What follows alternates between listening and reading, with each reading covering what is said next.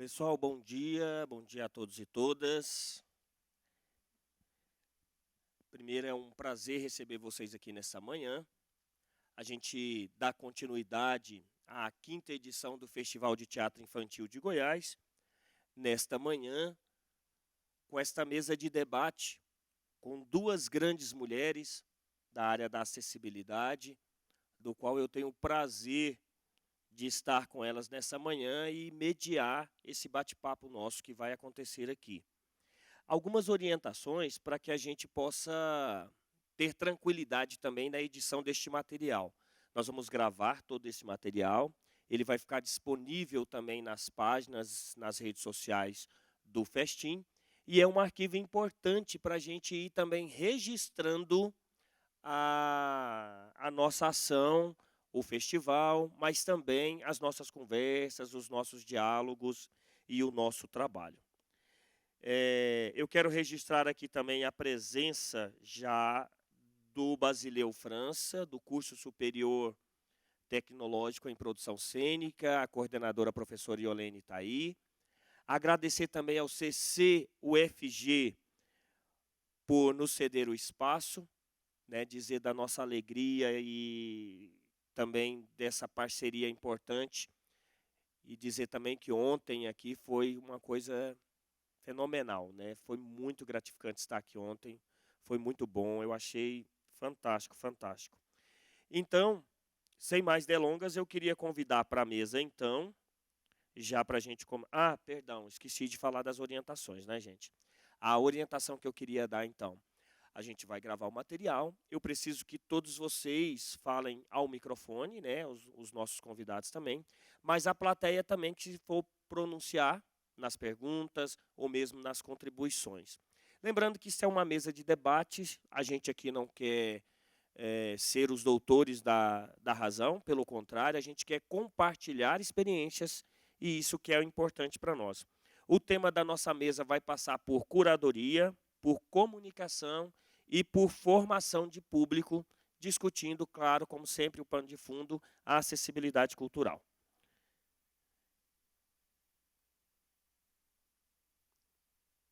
Eu vou convidar, então, para a mesa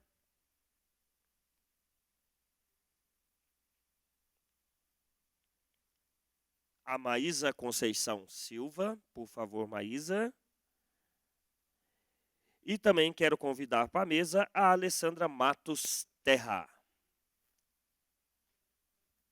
Uma salva de palmas para elas, gente. Assim é que é bom, né? Gente, eu vou fazer aqui também um apanhado do que essas duas mulheres são e o que essas duas mulheres fazem.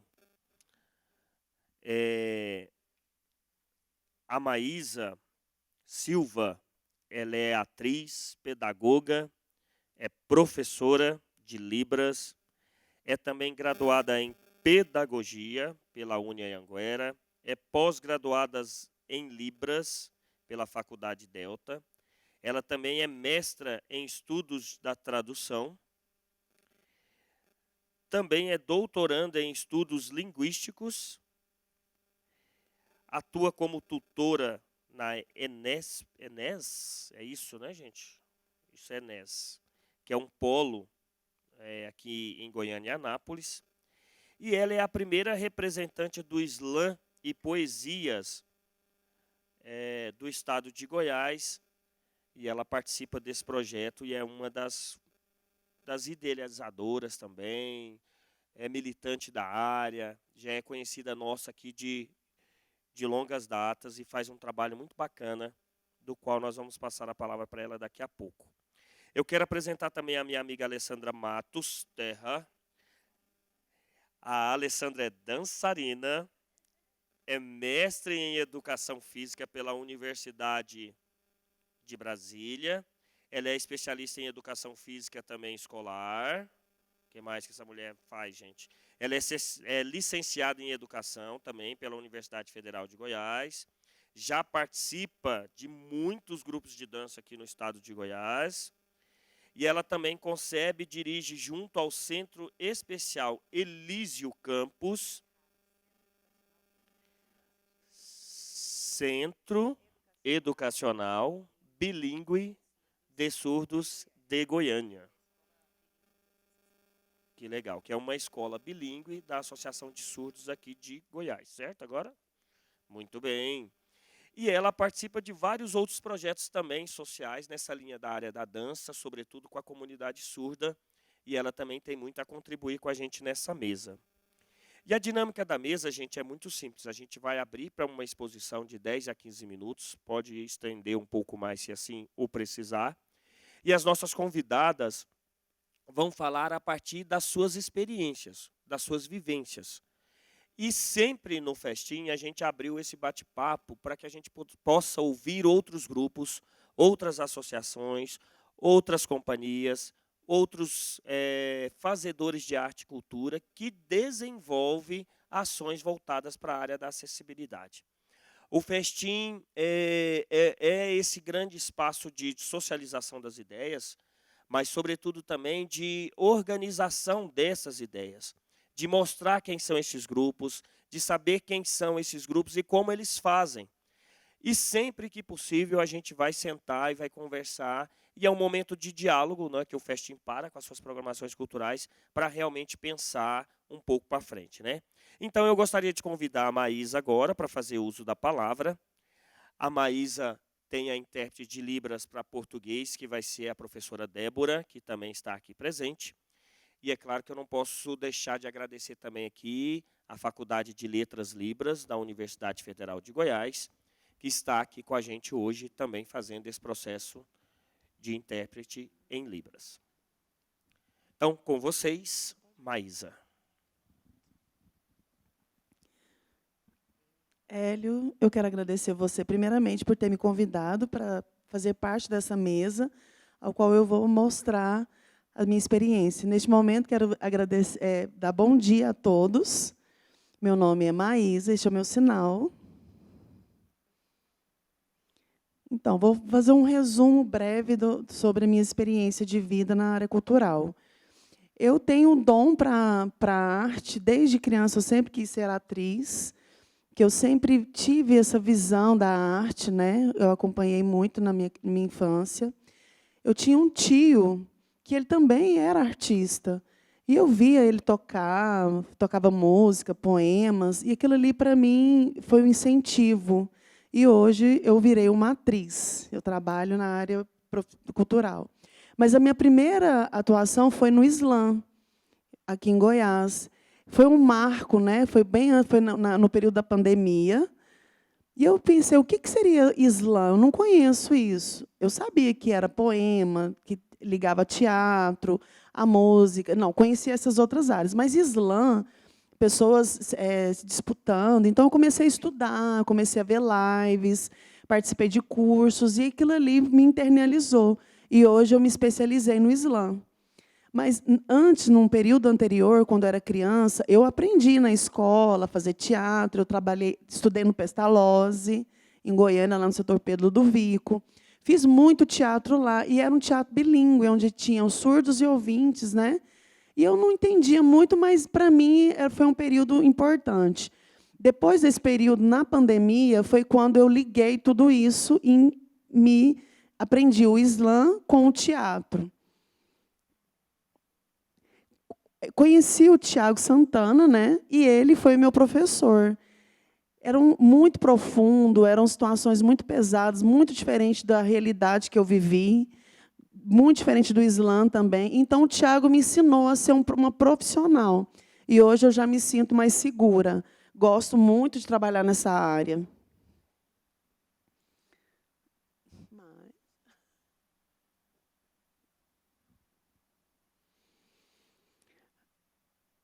Minha experiência profissional...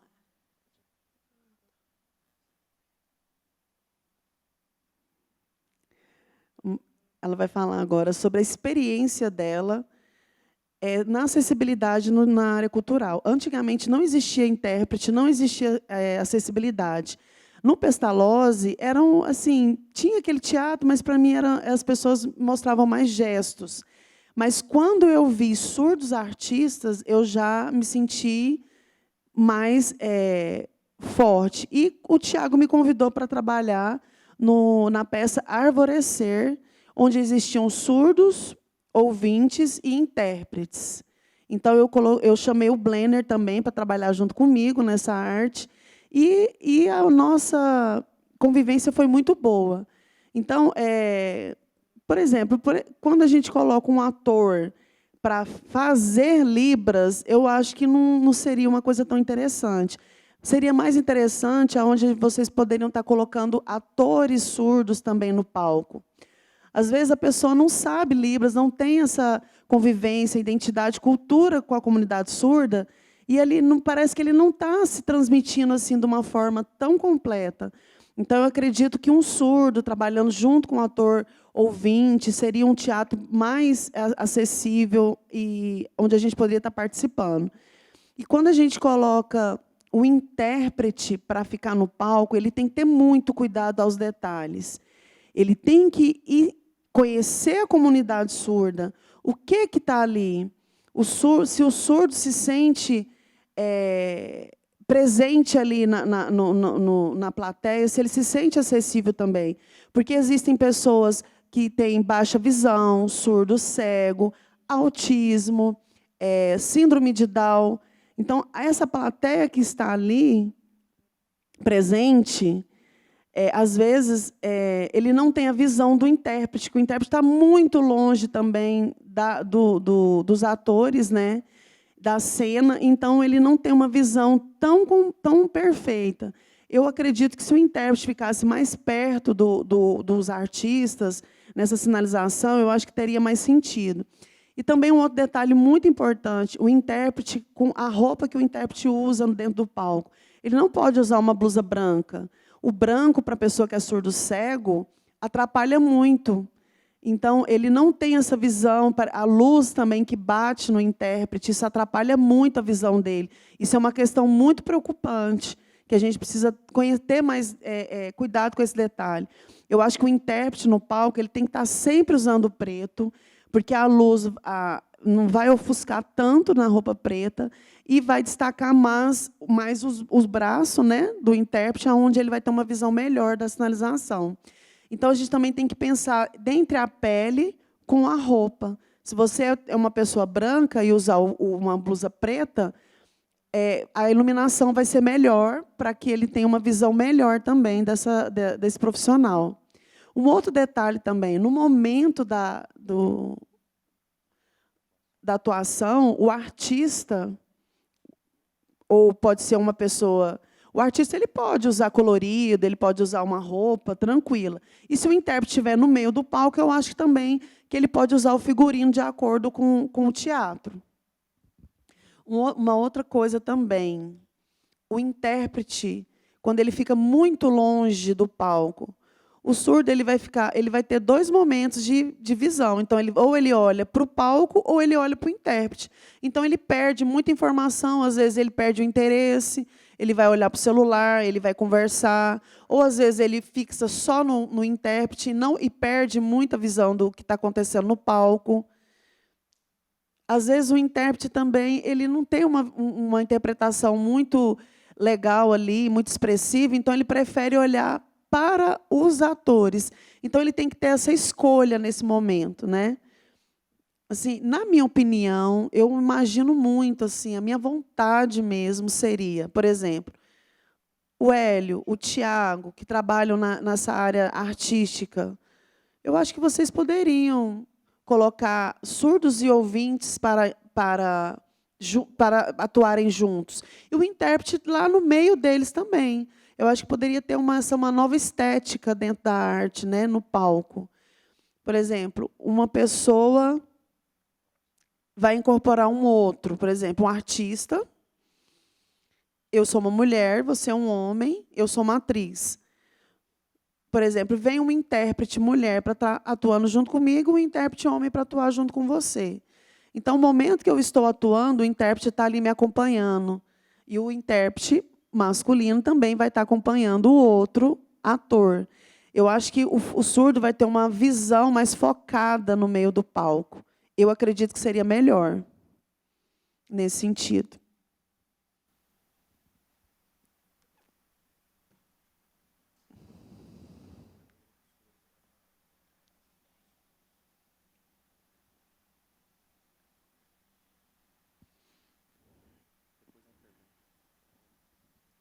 Maravilha. Obrigado, Maísa. Agradeço demais. Gostei das contribuições e já anotei 2 perguntas aqui para a gente debater. Então, gente, eu quero passar para a minha amiga Alessandra agora. E aí a gente volta depois para a gente debater junto com a Maísa e com a Alessandra, tá bom? Por favor, professora. Bom dia a todos. Eu sou uma mulher branca, dos cabelos enrolados até a altura do ombro. Estou de batom marrom e de vestido de manga azul. Esse é o meu sinal na comunidade surda, para quem não me conhece. E acabei te mandando material com o nome da nossa escola antiga. Não está muito atrasado, viu, Hélio? Eu que acabei me confundindo, que a nossa escola, depois de muitas lutas, se tornou essa escola bilíngue no ano passado. Então, esse é o novo nome da nossa escola, a nossa primeira escola bilíngue do Estado, e a qual faço parte. E atualmente estou como gestora, né, mas sou professora de dança lá já há mais de 10 anos, um pouquinho.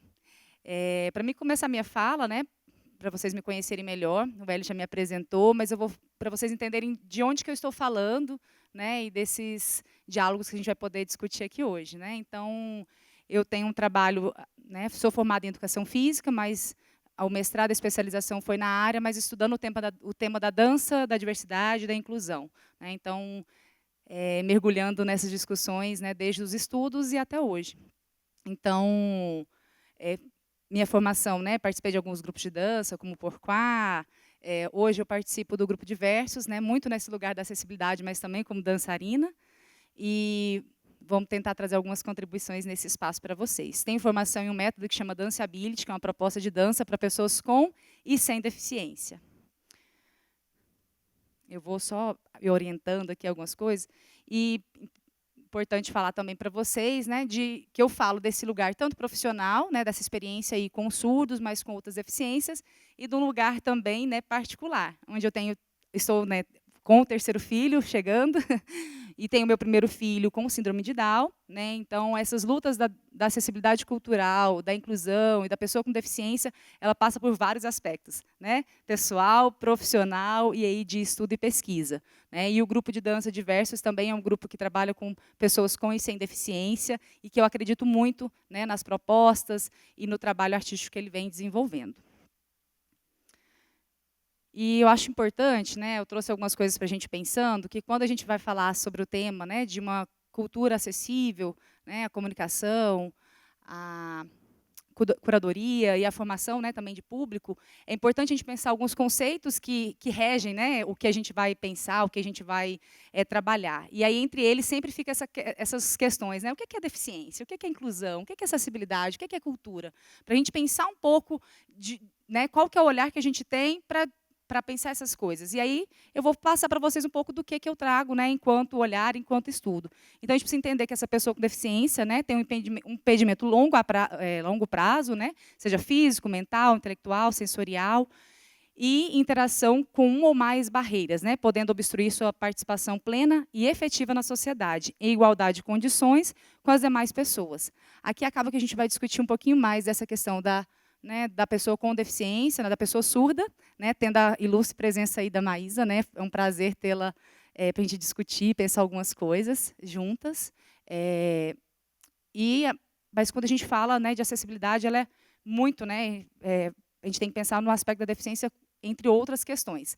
Acho que aí ficaria um dia inteiro discutindo, né? Então eu vou tentar trazer um pouco mais a minha fala nessa experiência, né, mais próxima aí da relação da cultura, da arte, né, para a pessoa surda.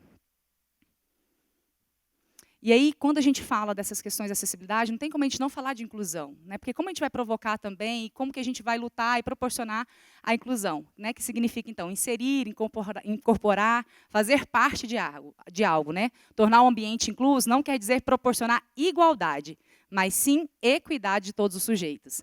E eu tinha preparado uma imagem para vocês, mas que ela é muito comum e que todo mundo acho que já viu, né, que é quando várias pessoas de diferentes tamanhos vão assistir um jogo de futebol, né? E quando a gente fala de igualdade, a gente coloca uma caixa para todo mundo, para ele conseguir ver. Alguns vão ver, outros não muito bem, outros fazem um esforço maiorzinho, né? Então, isso é quando a gente vai tentar proporcionar aí as questões de igualdade. Então, dar tudo igual para todo mundo.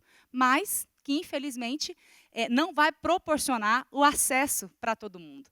Então, eu gosto muito de, quando a gente vai discutir essas questões, a gente pensar em equidade. O que cada sujeito necessita de adequação ou de adaptação para que ele tenha acesso a algo, né? Então, a segunda imagem, quando a gente diz de equidade, são as mesmas pessoas no mesmo espaço, mas cada caixa de um tamanho, porque é a necessidade de cada um. Então, o que cada um vai ter de necessidade para acessar, né, um espaço, acessar uma produção cultural, acessar um espetáculo, né? Então, até mesmo, né, dentro do universo aí das pessoas com ou sem deficiência. E quando a gente fala de cultura, a cultura ela é muito ampla, né? Então, a gente, nesse lugar que eu vou trazer de fala, eu vou falar um pouco das experiências de produções culturais, né? Então, a Maísa trouxe algumas coisas aqui muito bacanas para nós pensarmos essa acessibilidade à produção, e aí eu quero provocá-la a outras propostas, né? Aí depois eu comecei aqui já a fazer minhas perguntinhas, e ela trouxe algumas outras ideias, né? Até essa questão da cor da roupa, olha, pode fazer assim, porque a produção cultural, né, e para a gente gerar as questões de acessibilidade, ela também a gente pode ter muitas licenças poéticas, né? E buscando esse cuidado, mas sair do que a gente está, às vezes, padronizando como acessibilidade. Então, eu gosto muito, quando a gente vai fazer alguns trabalhos, né, alguns trabalhos que eu já fiz, tanto na área de produção artística, né, de construção, como também de assessoria, é pensar isso. Qual é a necessidade? Qual é o tamanho da caixa que eu preciso organizar para aquela produção, para aquele espetáculo? Porque nem sempre, né, porque a gente está se tratando, por exemplo, de surdo, até a caixa vai ser, não necessariamente vai ser a mesma, né? Então, acho que a gente refletir nisso. O que eu necessito pensar, né, para produzir ou para adequar aquele material artístico? Ou aquela produção, né? Porque aí a gente tem aí o Rock in Rio, por exemplo, foi super forte nessa questão de acessibilidade em vários aspectos, né? Então, eles colocaram aí muitas questões. Porque aí eu estou falando acessibilidade, o que é acessibilidade, né? Então, que é um conceito também que eu acho que é muito importante a gente pensar, que a acessibilidade ela vem da palavra de acessar, né? Chegar, alcançar, aproximar. Então, quando a gente pensa na acessibilidade, o que a gente precisa para ela realmente estar acontecendo? Então, as políticas de acessibilidade elas têm avançado, mas ainda não estão, né, no lugar ideal, né? A gente precisa ainda lutar muito para que ela se efetive e para que ela se qualifique. E mais ainda, para que ela chegue em todo mundo, né, que às vezes não é tocado por essas questões. Porque, normalmente, a gente vai pensar em acessibilidade se eu tenho uma pessoa, né, com deficiência próxima a mim, né, se eu tenho alguma necessidade, ou se eu trabalho. Né, e se aquilo não chega, não me toca, não me move, poucas vezes a gente vai estudar ou vai parar para pensar nessas questões. E as questões de acessibilidade é algo, né, principalmente no aspecto da cultura, que a gente precisa divulgar, né, e provocar muito os artistas, os diretores, os produtores, para que a gente realmente consiga permitir, né, com que qualquer pessoa possa acessar, né, ou não um material artístico. Né? Aí vai mais pelo desejo do que da não possibilidade de chegar até lá. E aí vem todas essas questões, né? Todos têm direito ao acesso às manifestações culturais. Os espaços culturais precisam se preparar para receber essa diversidade, né? Para isso podem utilizar de recursos de acessibilidade. E sem esses recursos de acessibilidade, muitas pessoas não podem exercer o seu direito pleno ao acesso à cultura. Então, eu vou poder ir àquele espetáculo, eu vou poder ir àquele espaço de cultura e de arte porque eu tenho vontade, porque eu quero, e não porque eu não consigo. Ou não porque ele não tem capacidade de me acolher. Ou não porque eu vou chegar lá e lá não vai ter como eu entender o que está sendo falado, ou sendo, né, produzido, apresentado. Então, o direito passa pela escolha da pessoa de ir e vir, né? E não se ela pode ou não pode estar lá. Então, é muito maior, né, do que, às vezes, a gente construir uma rampa nos espaços. Né? E aí eu falo das questões de acessibilidade, que elas são várias. Quando você fala de acessibilidade, né, normalmente, assim, até quando você coloca no Google, acessibilidade, provavelmente a primeira imagem que vocês vão ver é de uma rampa, né, porque passa por esse lugar de uma acessibilidade física, de um cadeirante, de uma pessoa com cadeira de rodas. E ela é importante? Sim, ela é muito importante. Porque se a gente também não tem essas acessibilidades físicas, elas dificultam. E não só as pessoas com deficiência física, né, ou motora. Outras questões também podem prejudicar, até mesmo o intérprete de Libras. Se a gente chega num espaço que não tem muito acesso, né, que não tem um local para ele ficar e realmente conseguir uma visibilidade boa, também atrapalha. Então, essa questão do espaço é, sim, muito significativo para a gente pensar a acessibilidade. as outras questões, né, que hoje a gente acaba falando bastante para a nossa temática, é a questão da acessibilidade da comunicação, né, que aí ela passa tanto também para as questões de maquetes, objetos táteis, o braille, a libras, né, porque a comunicação não está só na pessoa surda, né, não é só na questão também de chegar a mensagem ao surdo, tem as outras questões, né, as pessoas cegas, entre outras. E também temos a acessibilidade atitudinal, né, que consiste em desenvolver nesses espaços a cultura da inclusão, formando profissionais, reconhecerem as suas ações e funções de forma que permitam a todos os públicos a usufruírem das manifestações artísticas e culturais. Então, essa questão da acessibilidade atitudinal é realmente da atitude, de eu querer dar acesso, de eu auxiliar esse acesso, porque, às vezes, você vai no evento, o evento pode até ter, né, algumas questões de acessibilidade, mas as pessoas nem sabem que tem, né, o acesso ao local de acessibilidade não é divulgado, não é disponibilizado. E vai muito desse lugar da atitude, né, da pessoa pensar também nessas questões, desejar pensar nela, né, desejar encontrá-la. Então, eu acho que essa questão da acessibilidade é um meio fundamental para a inclusão de todos nós, seres humanos, com as nossas diversidades, né? Então, isso é tão engraçado que, quando você vai, né, pensando nisso, parece que é banal, mas, por exemplo, eu mudei para uma casa, e aí eu percebi que a primeira coisa que eu fiz na minha casa foi uma rampa. Porque todos os acessos para entrar na minha casa era escada.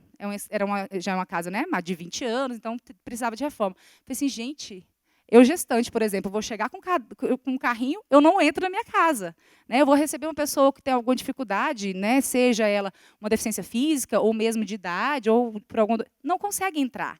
E foi a primeira coisa que a gente fez na nossa casa, foi isso. Então, né, eu não tenho hoje, meus filhos também não, mas é uma questão que a gente pensa nisso, de dar acesso, né? Eu quero que a minha casa também seja um local de receber. E assim são as coisas que a gente produz e que a gente faz, né? A gente precisa isso se tornar, né, parte dos nossos pensamentos, dos nossos cuidados, das nossas instigações criativas, né? Então, a gente precisa mais dar acesso também às outras pessoas que não pensam em acessibilidade, porque ela pode gerar também muito, muito produto interessante, artístico, né? Que, às vezes, quando a gente está num lugar de, né, pessoas, por exemplo, só sem deficiência, é diferente. Então, a diversidade ela é muito rica também, né, como processo criativo. E você vai me controlando aí, velho, que eu acabo falando bastante. E se eu estiver falando rápido também, viu, intérpretes? Porque eu empolgo, a minha voz aumenta e eu acelero. Ainda mais que eu não estou falando em Libras, quando a gente fala em Libras, até, né, o pensamento vai um pouco mais até a gente organizar. Então, nessas questões, né, quando eu estava como professora de dança, por exemplo, dentro da escola, a gente criou um projeto, né, que chama Projeto Mãos, e eu desenvolvi alguns espetáculos de dança com os nossos alunos surdos, né, e com os professores. Então, tinha professores surdos, professores ouvintes, os nossos alunos surdos, e a gente conseguiu produzir aí, né, desde 2012, alguns espetáculos. Depois que eu saí da gestão, teve alguns espetáculos, mas a gente, né, um pouco diferente, né, da proposta, né, cada um vai seguindo também, né, o seu trabalho artístico. Mas nessa perspectiva de quê? De gerar um espaço, né, de construção artística com a pessoa surda, né, com os dançarinos surdos. Então, eles fizeram parte, né, de toda a construção, né, foram artistas daquele lugar. E aí o projeto tinha a intenção mesmo, né, de quê? De proporcionar um espaço para que eles pudessem, né, ser artistas. Então, normalmente, a gente desenvolveu nos espaços de teatro, já foi realizado no espaço da escola também, mas o intuito principal era eles terem essa experiência, né, de uma produção artística, de um espetáculo de dança com os dançarinos surdos, né? Temos algumas ex-professoras aqui que já participaram também. E esse projeto, né, cada vez mais a gente foi fazendo com que os alunos também, né, que não eram artistas, fossem se tornando, fossem tendo essa experiência. E como é bacana quando a gente vê, né, alguns registros da postura deles, até mesmo de pré-produção, né, de o primeiro espetáculo e dos outros. No primeiro foi todo mundo, né, experiência nova para todo mundo, para mim, para os professores, para os alunos, mas depois eles já começavam a entender aquela rotina, e a se colocar, e a se organizar, e já sabia que tinha que chegar antes para passar palco, que tinha o lugar das roupas, que tinha... Então, eles iam ajudando, né, e quando os espetáculos foram ficando mais maduros, né, as coisas se tornavam um pouco mais fluidas. Os que iam chegando novo, os antigos iam ajudando. Então, assim, foi uma experiência, para mim, muito rica e muito significativa, né? E hoje, na instituição, a gente ainda tem vários trabalhos, recebe estagiários da área da dança já há alguns anos, e as pessoas que vão chegando lá para fazer algumas produções artísticas, algumas oficinas, vão percebendo também, né, que aquelas pessoas que se envolvem, que têm a formação, vai se colocando diferente, né, mais envolvidos, né, cada vez mais. Então, é um lugar que eu gosto bastante, né, de realizar e de estar fazendo. E aí eu participei, né, então eu estou na gestão desde 2019, mas a dança não saiu de mim, né? Continuei dançando e fazendo alguns trabalhos com assessoria. Eu não sei se é mais...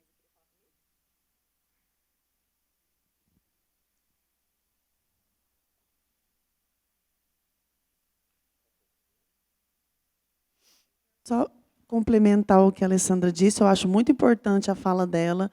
Realmente, já aconteceu comigo quando, num período da minha vida, em que eu tinha o interesse de ser atriz, não tinha nada, não tinha surdo, só tinha eu e o Blenner. Aí eu ficava pensando, por que que na plateia não tem surdos, né? Será que o surdo não gosta de vir ao teatro?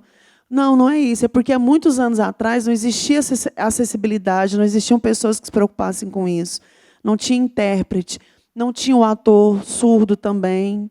Porque as pessoas vão falar, ah, não, ele é deficiente, vai dar mais trabalho para mim, eu acho que ele não tem essa capacidade de ser ator, vocês sabem disso. Então, mas, ao passar dos anos, hoje, para mim, é um marco dizer que a associação, o CAS e outras instituições, escolas também, da prefeitura, do Estado, o professor, o intérprete, ele está ali ensinando o surdo, incentivando o surdo a ir para o teatro, para a dança, a ser palhaço de circo, incentivando essas crianças, porque essas crianças vão crescer gostando da arte, vão criando os seus dons. Então, eles vão estar ali na frente do palco. Então, é muito diferente da minha geração. A minha geração, eu não tive isso. Cadê os surdos, que nunca participavam? Então, era só eu e meu amigo. Às vezes, aparecia mais 2, 3. Mas eu acredito que, no futuro, essas crianças de hoje vão, sim, virar artistas, vão gostar da cultura, porque elas já estão sendo incentivadas para isso. E elas vão, sim, aparecer no teatro, eles vão ser palhaços, eles vão dançar. Eu acredito muito nisso, nesse futuro. E, hoje em dia, os intérpretes também estão muito presentes, né, na área cultural, e essas crianças gostam disso. Eu, quando ia ao teatro com a minha mãe, com meu pai, na plateia, eu ficava ali boiando, porque eu não entendia nada que acontecia, não tinha um intérprete. Eu ficava só olhando para um lado, para o outro. Minha mãe, às vezes, com a Libras básica, ela me mostrava, me falava alguma coisa, e parecia que ela repetia sempre a mesma coisa, não tinha clareza no discurso. Aí minha mãe fala, ah, não, ele está falando uma piada. Aí eu, mãe, o que está falando? Tá, então eu ficava ali boiando, olhava, eu gostava daquilo ali, eu parecia que eu sentia que aquilo ali fazia parte de mim, mas para mim não era interessante. Mas hoje, nessa geração, deste momento de hoje, eu acredito que elas vão, sim, crescer com a cultura e dentro dessa acessibilidade que vocês estão fazendo. Neste momento de hoje, por exemplo, o Hélio, esse profissional aqui que está se preocupando muito com a acessibilidade, às vezes ele esquece de colocar um intérprete ali no palco. Aí, quando eu chego aqui, eu falo, ah, mas cadê o intérprete? Eu fico muito brava com isso, quando não tem esse intérprete. Eu acho que para o surdo vir para o teatro, ele tem que ter esse intérprete, sim. Hoje, eu estou aqui nessa mesa, tenho aqui um intérprete do meu lado, eu tenho aqui uma intérprete que está representando a minha voz. Então, eu acho que você se preocupou comigo e eu agradeço muito a sua sensibilidade de ter colocado esses profissionais aqui. Obrigada, mas e é muito engraçado porque para a gente, né, eu não estou escutando minha voz, não sei se está funcionando, tá?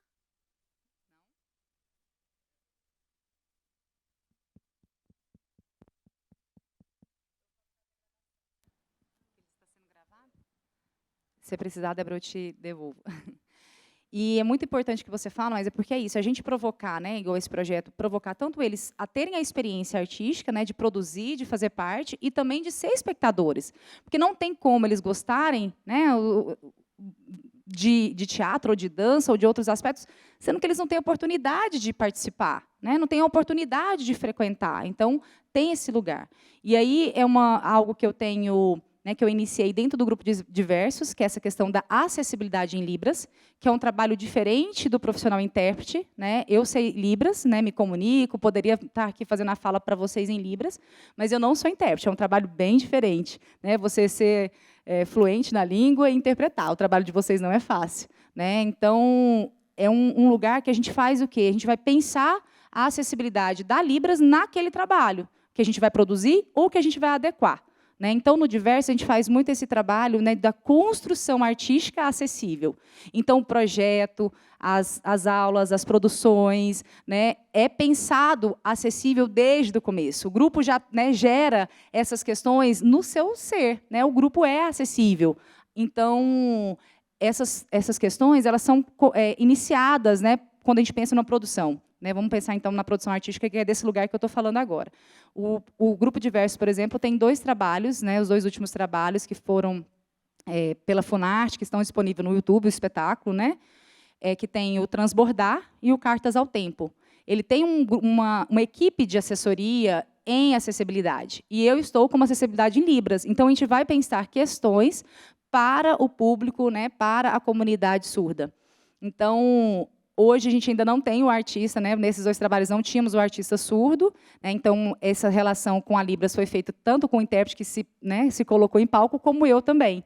Então, algumas cenas eram pensadas nisso. A Libras era usada também como provocador e como produção artística dentro da proposta do espetáculo. Então, ele foi pensado e produzido de uma forma acessível. Né, que qualquer pessoa que for, né, se vocês tiverem oportunidade de assistir, vocês vão conhecer. E fiz um outro trabalho também, que é uma live musical, e aí a gente tentou fazer também esse mesmo formato. Né? A assessoria que eu trabalhei com eles foram desde o projeto. Então, o que a gente procurou? E gostaria muito depois de ter a sua opinião sobre esse trabalho também, viu, Maísa? Vou te passar para você poder, né, dar esse feedback, porque é muito importante. Né? Eu estou na comunidade, né, estou próxima à cultura surda, à identidade surda, mas eu não sou surda. Então, a gente ter esse lugar também da pessoa com deficiência, ter a fala daquele material e nos alertar, é muito importante. Então, essa questão da roupa branca, como ela me falou, né? Eram algumas coisas que me incomodavam, mas eu nunca tinha escutado uma fala, né, da pessoa que acessa esse material assim. Né? E aí, o que é importante? A gente pensar que as produções artísticas, a gente também tem as liberdades, né, e as possibilidades aí das licenças poéticas, né, que, às vezes, é diferente de um trabalho como esse que a gente está, de uma palestra, né, de um espaço formal, que já tem um protocolo, mas a arte não. Né? A gente pode explorar muitos aspectos relacionados a Libras e trazer a acessibilidade. Né? O trabalho pode continuar com uma poética, que a poética seja acessível. Então, por exemplo, nessa live, a gente saiu desse lugar padrão, né, de que o intérprete ficava embaixo, naquele quadradinho. Né? O trabalho inteiro gera uma outra organização de acessibilidade em Libras, né, que a pessoa que assiste, que não sabe, o vídeo é lindo, assim, particularmente, né, e a pessoa que é surda consegue ver com clareza, consegue se envolver. Né, então, a gente conseguiu trazer uma produção realmente acessível. A gente não trouxe uma adequação, porque também tem esse lugar, né, que normalmente é onde a gente mais encontra. Os artistas, os produtores produzem o espetáculo e depois os intérpretes vêm, né, para fazer essa adequação, né, que é o que normalmente tem acontecido. Que ela é válida? Com certeza, né? Mas mais do que eu já acabou de falar sobre isso. Como é importante ela chegar e ter um intérprete naquele espaço. Mas o que eu provoco e quero pensar com vocês pode também ser feito de outra forma. Né? Eu fui no festim sábado passado com os meus filhos, foi maravilhoso. E aí eu fiquei vendo, eu falei assim, gente, eu estou igual a Maísa aqui, mas eu não queria nenhum intérprete do lado, não. Eu falei assim, gente, se fosse um ator que soubesse Libras, porque é muito visual, é muito colorido, né? E assim, para a criança é fantástico, mas para o surdo também essa questão da visualidade é muito importante. Então, se aqueles autores, né, soubessem Libras e estivessem fazendo todo aquele roteiro em Libras, ia ser fantástico. Então, muitas vezes eu fico pensando nessas provocações e nesses lugares. Não é um espaço fácil, com certeza, como a Maísa falou, né? Encontrar artistas, né, que têm essa fluência, ou surdos ou intérpretes que também são artistas, né? Mas é porque tem esse lugar. Os intérpretes, né, tem alguns que têm essa experiência artística, outros não, né, e não quer dizer que são bons ou ruins, não, é da experiência, né. Então, esse lugar da produção artística, a gente pode avançar muito. E aí, quando ela fala dessas questões das cores, até isso, né, as vestimentas. Então, se você vai pensar numa produção, a gente pode explorar muitas coisas, mas tem que ter todo esse cuidado, né, se vai realmente... nos espetáculos de dança acontecem bastante, e aí eu provoco muitas pessoas, né. Então, algumas propostas, né, tem as músicas, a questão da questão sonora, a letra da música, né, é importante, é significativo para aquela dança que está acontecendo. Mas o que a gente vai ter que pensar? O que para a gente proporcionar uma acessibilidade naquele momento vai ser importante? Ele vê toda aquela dança acontecendo ou ele vê um intérprete do lado fazendo a interpretação da música? Pode ser que a letra da música seja essencial para aquele trabalho. Então, por isso que tem que ser uma questão muito pensada e articulada junto. Não é simplesmente, por isso que eu brinco e provoco muito ela. Eu falo assim, gente, só colocar, que é muito, né, ter o intérprete, nem sempre resolve. Né, nem sempre traz acessibilidade, porque é isso. Né, o que ele pode, o que ele precisa, né, para acessar aquela obra? Vocês estão me entendendo? Porque, às vezes, a música ela faz parte, mas ela não é o essencial. Ele olhando aquele dançarino, aquela dançarina, ela já está chegando, já está acessando. Agora, as outras não. Né? Outras coisas é muito importante. Então, por exemplo, a gente vai numa folia de reis. A letra da folia é muito importante. É a produção, né? O que você está sendo. Então, precisa ter ali. Mas em qual lugar colocar? Como fazer parte? Será que é do lado do ator? Será que é um telão no fundo? E a cena acontecendo, mas tem o intérprete também interpretando? Então, existem muitas possibilidades que a gente pode pensar essa acessibilidade de comunicação. Então, quero agradecer vocês e estou disponível para a gente pensar, né, e avançar em outras possibilidades de assessoria para o surdo, para a produção cultural, seja do teatro, da dança, da música. E é isso. Obrigada. Não, falou bom, falou no tempo. Pessoal, minhas colegas aqui já me puxaram a orelha 2 vezes, né? Eu concordo, Alessandra e Maísa, com o que vocês falaram. Aqui realmente é um espaço formal, mas mesmo assim ainda a gente peca pela acessibilidade, né? Eu só percebi que eu precisava afastar um pouquinho, porque a nossa colega aqui sabe Libras e quer ouvir a Maísa, e tem todo o direito. Então, eu me afastei um pouquinho para que ela pudesse ver a Maísa e, é claro, ter todo esse contato, esse trabalho. E a gente também pode mesmo quebrar protocolos, sabe? Eu acho que a mesa não ficou legal, né? Eu acho que a estrutura não ficou bacana. E a gente vai aprendendo com isso, sabe? Quando a nossa equipe começou o Festim, a gente foi muito criticado. Eu me lembro que na segunda edição, eu acho, a gente chamou intérpretes de Libras para ser voluntário. Menina, essa comunidade de Libras quase me mata. Esse povo é um absurdo. Você quer pagar todo mundo, não quer pagar nós? O que é isso? E virou uma confusão, e eu tendo que responder diretamente. Algumas pessoas da área, na época, não era a Pilgo, Débora, mas era um grupo, não sei, uma mulher que se identificou e falou assim, olha, nós somos da classe, o senhor está acabando com a classe, eu entendo. Eu falei, olha, minha senhora, eu só estou chamando, como eu chamei jornalista, como eu chamei atores, como eu chamei outros grupos, eu estou chamando o intérprete de Libras, o profissional. Se o profissional quiser ir e fazer a doação do trabalho dele, a senhora não pode proibir. Aí nós fomos para o outro ano, aí já foi mais tranquilo, aí eu já recebi muitos pedidos, aí o povo já queria, eu falei, olha, o trem aqui está melhorando. Quando a gente chegou na Universidade Federal, e que alguém, eu não me lembro quem, eu tento fazer esse esforço para falar assim, olha, vai lá na faculdade, lá tem um pessoal, lá eles topam, e eles têm um campo de estágio, e o pessoal vai te ajudar e tal. Eu, tá, vou lá, né? Aí liguei, a professora me atendeu, aí deu uma confusão entre a professora que era do estágio, a professora que era coordenadora, e a professora que era não sei quem. Eu sei que mesmo assim eu fui, falei, essas mulheres vão me atender, elas não é doida de me deixar lá. E aí eu fui para lá. Cheguei lá, realmente tinha uma confusão de quem ia me atender. E aí a professora, que era coordenadora do estágio, pegou e me atendeu. Ela falou assim, não, tem muito tempo que eu estou te procurando. A gente precisa desse espaço, os nossos alunos querem estar presentes. E hoje o Pedro, que está aqui, por exemplo, na nossa frente, é o coordenador de estágio e passou por todas as edições do Festim, né, Pedro? Acho que só a primeira que não, né?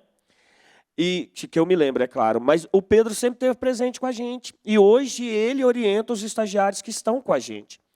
Então, assim, o Festim passa a ser, Maísa, na verdade, um campo mesmo de estudos, de saber, de troca. Sabe, Alessandra? Ontem nós tivemos aqui os alunos do curso de graduação em teatro, licenciatura em teatro, perdão. Né? E a galera toda querendo discutir também, saber como é que era esse processo do espetáculo em si, mas como que todo esse espetáculo dialogava com a questão da acessibilidade. Né? E aí, para nossa surpresa, nós tivemos essa pergunta. Olha, e aí, vocês pensaram acessibilidade como? Como é que foi a acessibilidade? Aí eu peguei o microfone, é claro, e falei, minha querida, então, nós não pensamos. Na hora que o produto estava feito, é que a gente foi lá atrás da colega de intérprete de Libras, a gente foi atrás da menina da audiodescrição, da audiodescritora, e a gente começou a pensar juntos. Mas é claro que também para isso, Alessandra, tem adaptações. A gente que está do lado de cá, né, passa por adaptações. E a gente, às vezes, sofre muito, porque nem todo mundo tem sensibilidade. Né? Quando eu vejo a Maísa, e você falando sobre essa questão do espaço cênico, por exemplo, aqui é um lugar tranquilo. Lá onde você esteve com seus filhos já não é tão tranquilo, não é? E eu acho que é onde a gente vai estar hoje, à tarde, por exemplo, também, que é muito pequeno, e amanhã, com o Zé do Conto na FETEG, também nós vamos ter um problema.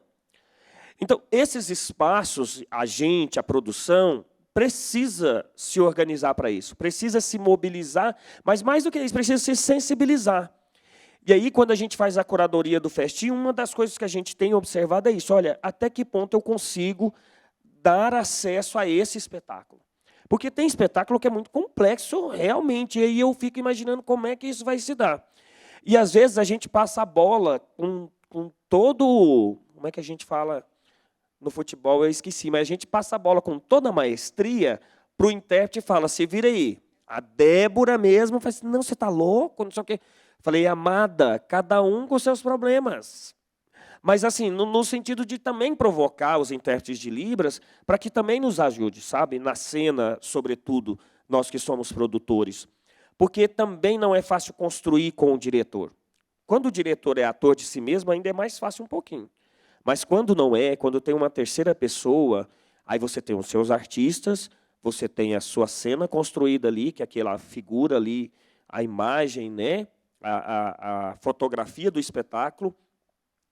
E aí é como se você baixasse ali no Canvas um arquivozinho, né, que ele não orna com a sua figura ali, ou seja, com a sua arte. Aí a gente começa os problemas. Né? Eu já passei por N problemas aqui em nível nacional. As programações que vêm de nível nacional também, que a gente produz, e que eles falam assim, não, você arruma qualquer intérprete aí para mim, é coisa rápida, um intérprete resolve o problema. Aí você vai explicar para o cara, querido, não é assim, não funciona assim. Não, mas eu fiz na cidade tal, um intérprete fez e foi lindo. Falei, então, meu amor, mas não é assim. E a outra coisa que a gente tem é justamente o público. E a Maísa disse bem, né, a dificuldade que a comunidade surda tem de ir, e é uma questão cultural, né, de ir aos espaços, porque não tem essa cultura. E cabe a nós, produtores culturais, e aqui a gente tem uma plateia boa para isso, provocar isso entre a gente. Eu vejo a comunidade surda, como qualquer outra comunidade, como um grande potencial de público para nós. E de público com renda, porque esse pessoal também não querem gratuidade. Muitos deles também têm condições de pagar, como tem muitos que também não têm. Mas a gente também tem que pensar nessa formação do público, nessa abertura do escopo que a gente tem de ações, porque ontem, por exemplo, foi prova disso. Né? Todas essas cadeiras que vocês estão vendo aí, preferenciais, elas, na verdade, foram preenchidas 2 vezes mais. O pessoal do CAS esteve aqui, e a resposta deles foram imediatas para o projeto. Né? A Débora, eu acho que o Pedro estava aqui também, o Pedro estava aqui ontem também e viu isso. O tanto que a comunidade se alegrou, e uma das coordenadoras falou, olha, a gente precisa de mais coisas nesse sentido para eles. Né? Então, assim, a ideia de programação, de horário dessas programações, de organizações dessa programação, ela deve ser pensada também, para que a gente possa alcançar esse público. Porque nem sempre o pai e a mãe dessas crianças ou desses adolescentes, eles vão poder estar nesses horários que a gente predetermina, né? Como 9 horas da noite, por exemplo, um espetáculo nosso, às 20 horas. Aqui, falando de espetáculo infantil, a gente começa às 18, talvez seja um pouco mais tranquilo. Já o adulto é uma coisa a se pensar, porque também a gente precisa estar dentro da comunidade, que é o que a Maísa falou, né? Como é que a gente vai participar dessas coisas todas. E, para terminar minha fala e passar para vocês, eu queria falar de uma experiência também que me foi alertada aqui pelo celular, que é o Teatro Azul. Há uns 5 anos em Goiânia, Alessandra e Maísa, e todos aqui, a gente discute a inclusão das pessoas com autismo dentro do teatro. Isso não é uma novidade para Goiás e também para o Brasil, né? Tem muita gente que faz isso. Inclusive, existe um projeto hoje chamado Sessão Azul. Essa Sessão Azul ela é para o teatro, para o cinema, perdão. É um grupo de Minas Gerais que desenvolveu esse projeto, patenteou, inclusive. E a gente foi convidado, uns 3 anos atrás, se eu não me engano, para a gente poder criar uma situação do Teatro Azul, porque não existia. E esse pessoal chegou pelas redes sociais e falou, olha, a gente é da Sessão Azul, tem um pessoal aí da Caixa Econômica Federal que patrocina, a gente quer só que você bota o teatro lá. Eu falei, não entendi. Quando o santo é demais, né, a esmola é demais, o santo desconfia. Aí eu falei, olha, vamos conversar por telefone, que é melhor, para a gente entender qual que era o processo. Então o rapaz me ligou e disse, olha, é o seguinte, a gente faz a sessão para o cinema.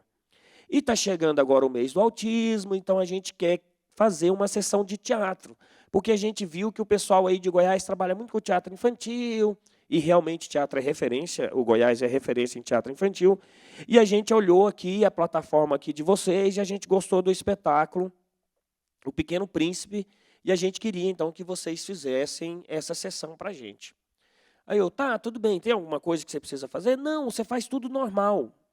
A única coisa que a gente muda no cinema é que a gente diminui um pouquinho o som, não tem cadeira marcada e a iluminação também ela fica baixa, ela fica assim meia penumbra, então não é aquele escuro total, não pode ter blackout total.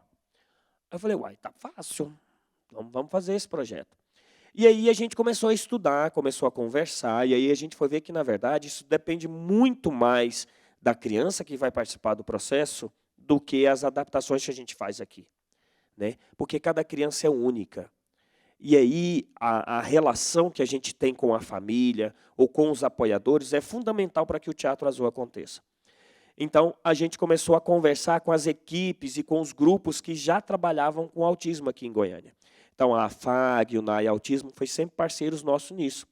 E eles criam uma rede, uma cadeia de pessoas, de familiares muito interessantes nesse sentido. Porque ajuda a gente a organizar as coisas e, principalmente, a rever determinadas situações. E aí você acha pai de tudo quanto é jeito. Pai que acha que não precisa adaptar nada e pai que acha que tem que adaptar um pouco, que tem que baixar o som. Então, na primeira versão que a gente fez, eu vou te contar um negócio. A gente ficava lá na mesa do som, aumenta, abaixa, aumenta, abaixa. Aí uma mãe vinha, abaixa, não, aumenta.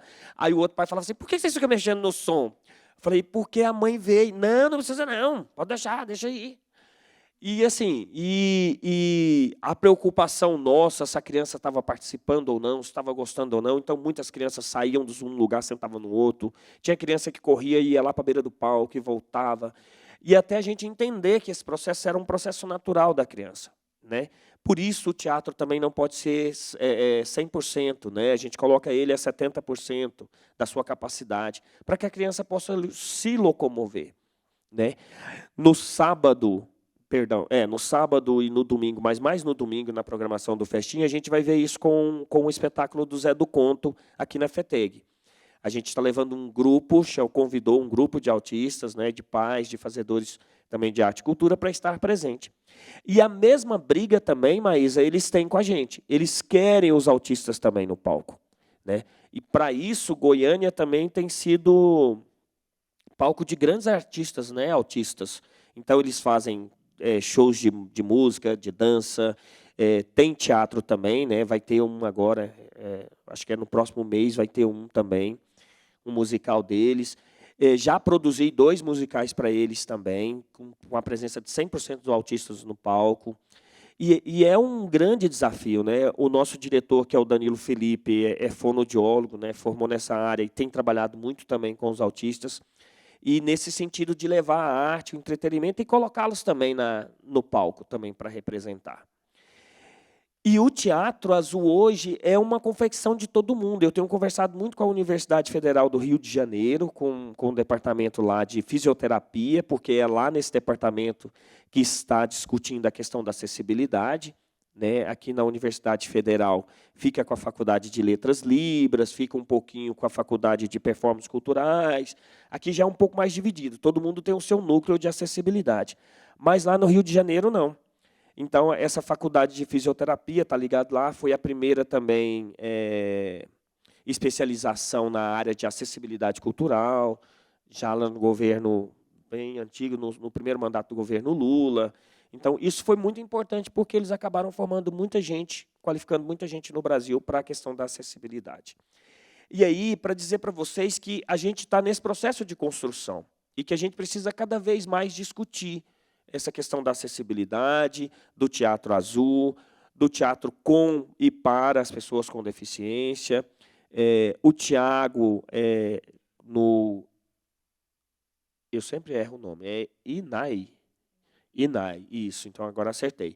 No INAI, faz um trabalho muito interessante também de inclusão, mas também de formação de artistas, o que é importante demais da conta, e que a gente precisa trazer isso à tona e que as nossas produções também possam ser sensibilizadas nesse sentido e organizadas também para isso. Eu não quero falar mais, eu quero abrir o microfone para vocês, se tiver algumas perguntas. Eu tenho umas também, mas eu vou deixar para depois, tá bom? A Maísa quer falar, pega aqui, por favor. Pode vir aqui.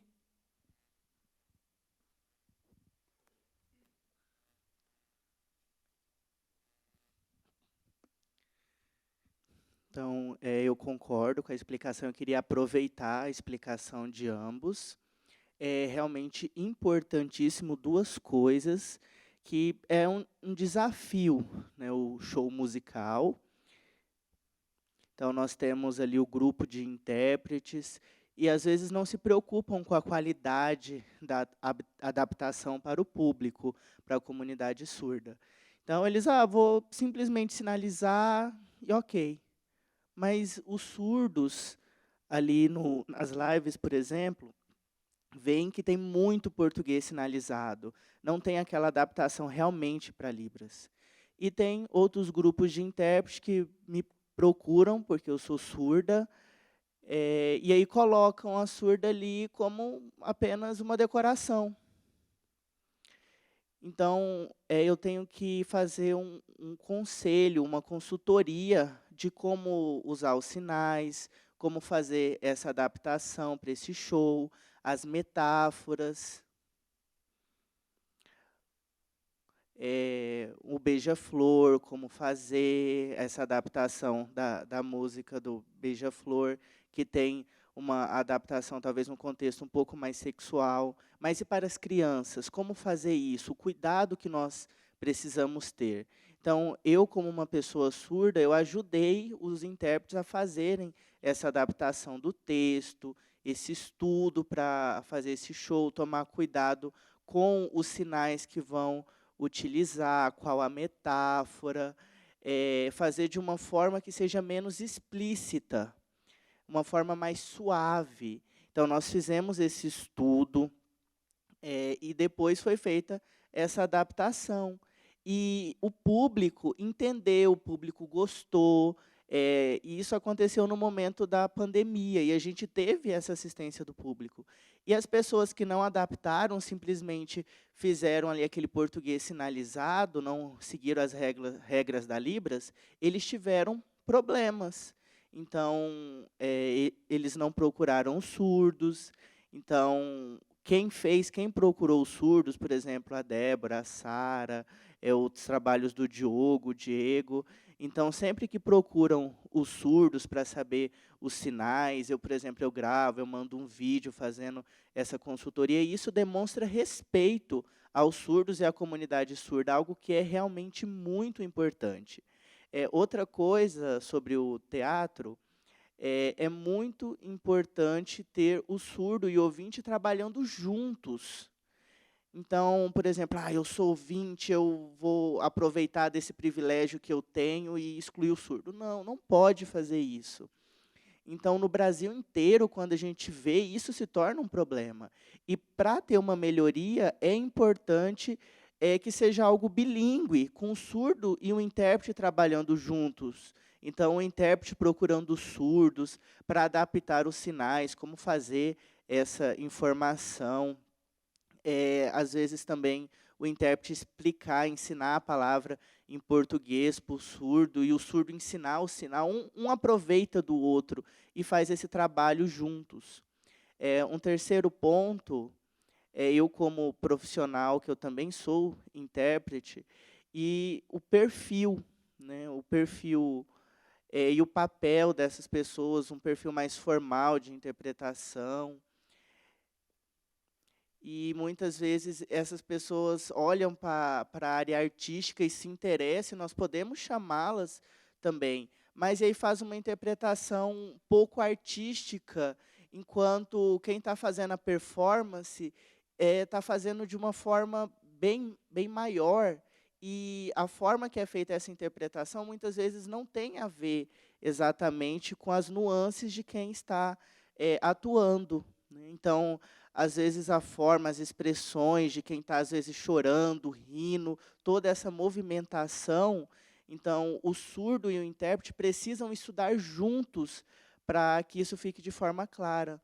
Então, antigamente a gente tinha só a Sara, hoje nós temos a Débora, nós temos o Pedro. Então, pessoas que vai criando experiência, né, e tendo uma área de artes mais acessível, mais performática, focado para os surdos, e os movimentos que é feito durante o show, essa performance.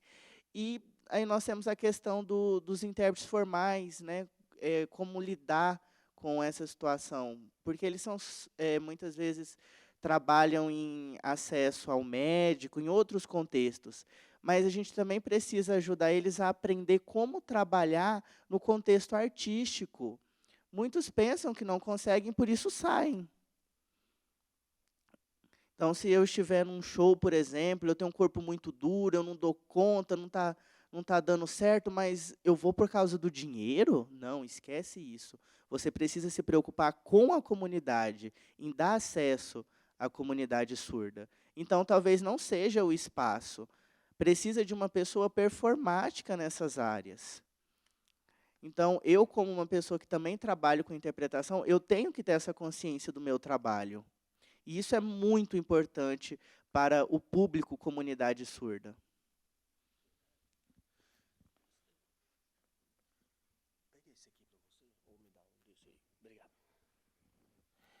Pessoal, vamos para as perguntas. Aí a gente vai pedir que vocês se direcionam até a frente aqui, por favor, para que vocês apareçam na câmera. Pode ser? Não entendi. Então venha, ajuda aqui. Professora Iolene também levantou. Pode vir a professora Iolene, por favor, então. A gente vai fazer uma rodada de perguntas e aí a gente responde. Pode ser? Bom dia a todos, sou Iolene Lobato, eu sou do curso de Produção Cênica e aprendizagem, viu, gente? A sensibilidade poética que vocês mencionaram é uma coisa que o produtor ele tem que estar muito atento em relação a isso. E, de fato, parece que é só, né, convidar o intérprete no último momento para o espetáculo acontecer. E a gente precisa desse cuidado mais apurado em relação a esse profissional. Ele acompanhar o processo criativo, né, o processo de direção, né, das suas diversas linguagens. Então, eu gostaria que vocês falassem sobre isso, o mercado de trabalho desses profissionais. Nós estamos com alguns alunos aqui da produção. Eu acho que seria um direcionamento legal também para a gente entender isso, porque a gente fica muito presa às outras instâncias, né, e deixa a acessibilidade para o último momento, né, se o recurso der, daquela forma que a gente costuma, em algumas situações, realizar. Então, eu gostaria que vocês falassem um pouquinho sobre isso, que vai nos ajudar muito no processo. Muito obrigada.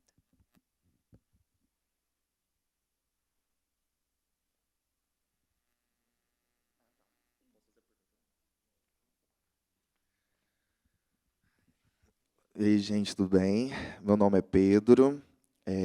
Eu já trabalho no Festim já tem um bom tempo, né? Ele já tem assim muitos anos. Mas uma das questões assim que me veio à mente enquanto a Maísa falava era sobre as produções, as nossas produções. Por quê? Quando a gente fala sobre o intérprete e sobre a construção do intérprete dentro dos espaços culturais, até mesmo os editais nos veem enquanto acessório. Eles não veem a gente enquanto pertencente ao processo de produção. E aí, depois o Hélio, inclusive, eu queria depois que você explicasse para a gente, porque eu acho que é um momento da gente aproveitar e também entender como que é esse processo dentro dos editais. Por quê? É complexo o diretor pensar toda a produção de acessibilidade, vamos trabalhar com uma produção e vamos acessibilizá-la. Só que se dentro dos editais está explícito que isso não é importante para os editais. Até mesmo isso colabora com a falta de acessibilidade que existe hoje dentro das produções. Quando a gente fala sobre o intérprete acessório, seria o quê? Seria um intérprete que vai realizar o trabalho, ele vai receber um cachê por isso e vai embora. Esse é o trabalho do intérprete acessório. Ele está ali para fazer assim, eu passei, eu tenho meus 5% de vaga destinada que eu preciso colocar um intérprete, e pronto. Então, ele vai selecionar aquele intérprete que é mais barato dentro do mercado de trabalho, o mais simples possível, só para passar no o projeto passar e isso acontecer. E eu queria que você desse a sua opinião sobre isso. O que você acha sobre esses editais que nos veem também como assim? E também não é só o intérprete, tá, gente? É qualquer questão relacionada à acessibilidade. Eles vão enxergar como apenas um mero ponto dentro do edital. E isso faz com que as produções sejam sem acessibilidade. Eu queria que você explicasse e contasse um pouco sobre a sua experiência com a gente aqui, tanto os intérpretes e quanto com os outros, como a audiodescritora Sara, que está trabalhando hoje nessa edição. E eu queria que você contasse um pouco da sua experiência.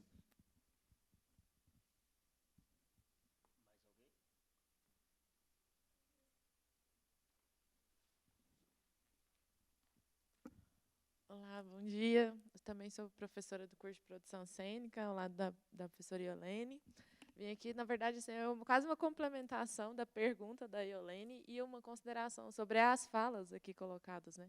Eu atuo especificamente, assim, meu campo maior de atuação é na área de figurino, então a fala da Maísa, assim, e complementando com a da Alessandra, foram muito bacanas, para pensar, né, toda essa questão da produção e assim eu gostaria muito de complementar dizendo que isso é um debate que só acrescenta e enriquece aquilo que a gente vem pensando enquanto os paradigmas da própria criação, né, de pensar que desde lá do início, quando a gente vai elaborar um figurino, né, ou vai pensar qualquer outro elemento, com quem estamos dialogando, né? Então, assim, de que modo esse trabalhador, toda essa diversidade de pessoas, de corpos, né, de compreensão de como fazer a cena, tem que ser inserida nesse processo criativo, né? E desde a elaboração do projeto para o edital já tem que estar previsto, então, um colega, esses encontros com a comunidade surda ou com a comunidade autista, para a gente pensar essas novas propostas poéticas, né, para além do intérprete acessório, para além dessa adequação apenas, né? Então, assim, eu me senti muito feliz, muito contemplada aqui com as falas. Eu acho que é sempre um aprendizado gigantesco. Eu adoraria que aqui estivesse sempre lotado de pessoas para a gente poder escutar, ampliar, melhorar, né, naquilo que a gente falha, erra, e que a gente, às vezes, vai fazer o edital e realmente só pensa nisso lá no final, né, vai fazer um projeto e só pensa quando está lá no final. Mas para a gente pensar, então, esses novos, eu diria assim, paradigmas criativos mesmo, né? Como é que a gente cria e faz arte, faz cultura, né? E de fato, lida com a diversidade, que está em muitos corpos e se apresenta de muitas formas, né? Então, eu queria muito agradecer Hélio, pelas oportunidades que vem criando para a gente conhecer pessoas e estabelecer novos diálogos e novas propostas. Muito obrigada, gente.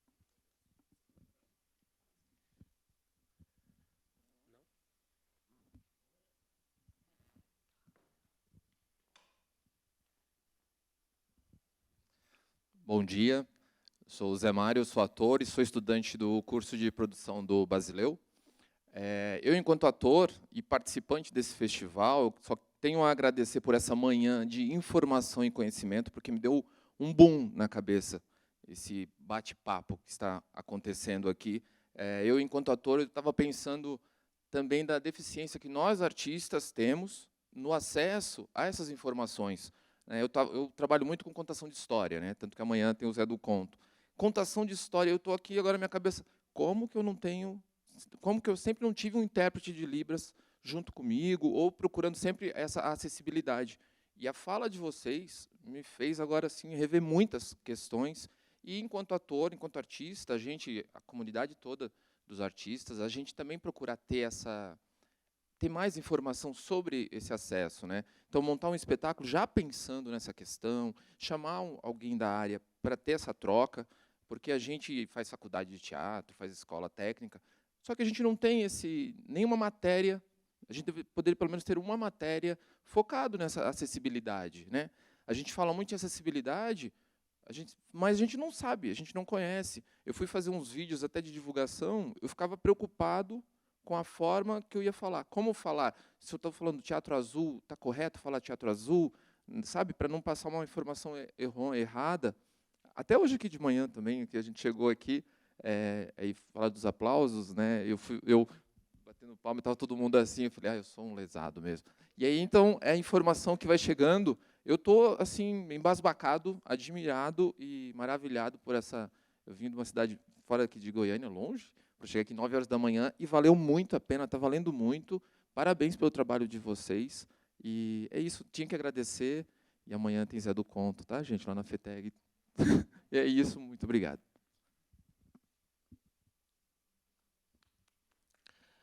Então, vamos passar para essas mulheres lindas. Vamos começar pela Alessandra dessa vez, pode ser? Eu não sei se eu vou conseguir responder tudo, mas minha cabeça está borbulhando aqui também com as questões. Então, vamos lá.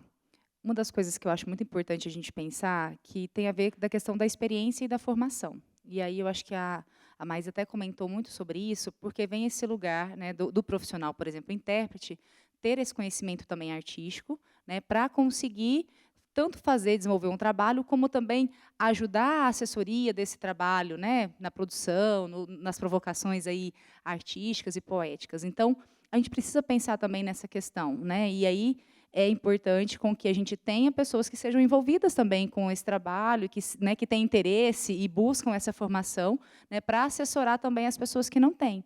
Então, assim, o que eu gosto, né, tenho gostado muito de fazer e faço muito, e me coloco à disposição, viu, professoras, também, se a gente quiser levar essa provocação e essa discussão, essa experiência que já tenho, né, para compartilhar também, né, então, né, me coloco à disposição. Então, o que eu acho que é importante? Às vezes, a gente acha que é tudo muito complexo, muito difícil, e vai deixando, tem muito esse lugar. E também tem essa questão realmente de valorizar o trabalho, né? Então, assim, e o que a gente acha caro e barato depende da forma também que a gente acredita, né? Parte lá até mesmo da construção de um figurino, até mesmo da contratação de um intérprete, do intérprete, né? Qual intérprete que você vai também escolher.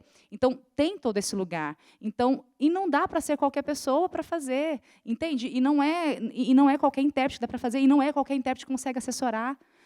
Eu vou dar um exemplo para vocês. Então, por exemplo, essa live que eu ajudei, né, na assessoria, normalmente os intérpretes a gente está acostumado, né, com fundo neutro, né, liso, ou azul, ou verde, quando faz essa edição de vídeos, né, porque era uma live.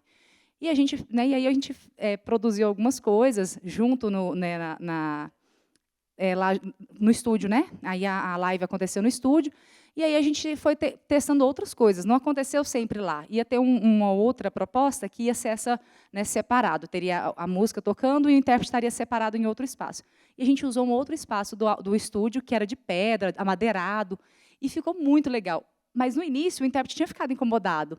Por quê? Porque a experiência vem desse lugar, né, de ser um espaço liso. Eu falei assim, fica tranquilo, porque dá visibilidade, né, vai conseguir compreender o que a gente precisa transmitir. E ficou lindo, ficou uma poética, ficou muito bonito o vídeo, né? E é uma coisa que às vezes a gente não está comumente acostumado, entende? Assim, é só um exemplo.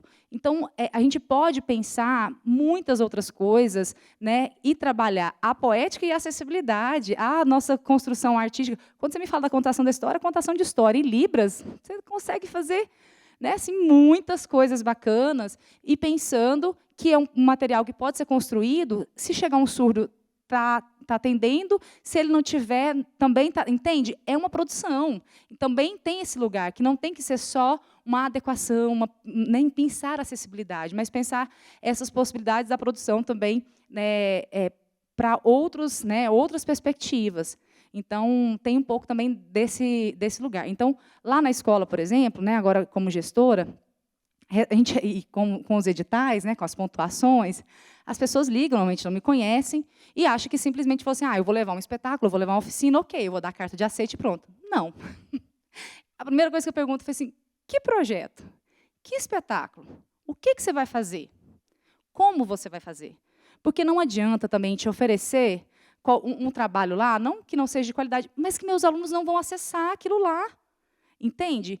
Então, e tem outras coisas que, se tivesse assessoria lá da produção, resolveria. A gente recebeu um trabalho de circo muito legal, né, mas aí foi assim, bem complexo. Eles produziram na pandemia, e depois a gente fez o aceite, e depois foram executar, já tinha voltado, né, no presencial. A gente falou assim, não, então faz alguma coisa com os alunos, ou uma oficina, uma apresentação. Então, teve a live, que eles precisavam fazer, mas eles também fizeram um momento presencial. E, no final, a gente conversou muito, porque é muito legal o espetáculo deles, e as falas são falas, às vezes, que conseguiriam, né, acessar melhor também. Porque, às vezes, tem algumas piadas, né, que eles usavam, que era sonora. Tinha um intérprete lá interpretando, mas, às vezes, não fazia sentido para os surdos, entendeu? E se eles tivessem tido essa assessoria, esse cuidado, eles poderiam ter pensado em uma outra piada, ou, às vezes, eles mesmos fariam alguma coisa que não teria necessidade da interpretação, eles já estariam ali junto com a relação com o público. Então, eu acho que esse lugar, o desejo, né, e o ideal, era que todo produtor ou diretor, né, o artista, tivesse a experiência, mas não tem, né? É muito amplo esse lugar. Então, por exemplo, esse lugar da fala, quando ele fala do Teatro Azul, né, do espaço, é um lugar que eu ainda tenho pouca experiência. Tenho experiência em outros aspectos, e que a gente precisa buscar, né, que é nessas trocas. Então, eu acho que a formação, né, desses profissionais, mas também o desejo de se sentir provocado, né, em fazer outras coisas, é muito importante. Então, por isso que eu falo, a gente precisa, a questão das assessorias vem desse lugar, né? Eu ainda não tenho esse contato, eu ainda não tenho essa experiência, então, como que eu posso fazer diferente? Né? O que eu posso fazer? E, às vezes, as coisas podem ser menos problemáticas do que, às vezes, a gente pensa que é. Né? Se a gente pensar isso lá do começo, principalmente. Porque, aí, às vezes, vocês vão escolher um caminho que poderia ter sido outro. Né? Uma mudança, às vezes, pequena, como eu falei, né, disso, de um posicionamento, uma organização, um outro uso diferente do material, como a Maísa colocou, né, qualificaria aquele trabalho. Então, eu acho que a gente pode, sim, né, fazer essas provocações e ter acesso às pessoas que têm esses conhecimentos para a gente poder produzir também diferente do que a gente está comumente acostumado a produzir. Então, vamos para a Maísa. Deixa só a Débora se preparar ali. Então, com você, Maísa. Eu vendo a explicação do Pedro, falando sobre o intérprete, às vezes você coloca aquele intérprete que tem menos, um valor mais baixo. Mas, se ele também tiver um salário melhor, talvez ele se qualificaria melhor. Às vezes, você vai fazer um orçamento, a empresa liga para o profissional e fala, quanto que você cobra uma hora? E aí a gente faz aquela negociação. Aí eu ponho um valor alto. Nossa, esse profissional é muito caro, então eu vou procurar um outro profissional. ele procura um profissional onde ele não tem fluência, ele não tem nenhuma experiência, não tem formação, mas ele é muito barato. Então, para a empresa, é ótimo aquilo ali. Então, vou dispensar aquele profissional experiente e vou colocar aquele que não tem nenhuma experiência.